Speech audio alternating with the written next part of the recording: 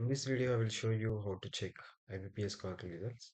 First, you have to go to Chrome and search IBPS Clerk Prelims Result and click on this official website and click on this result status of online preliminary examination for CRP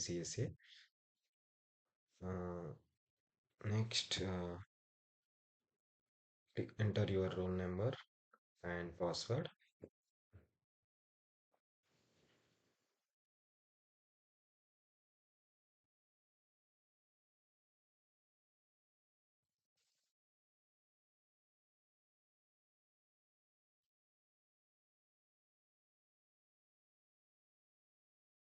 Next, enter CAPTCHA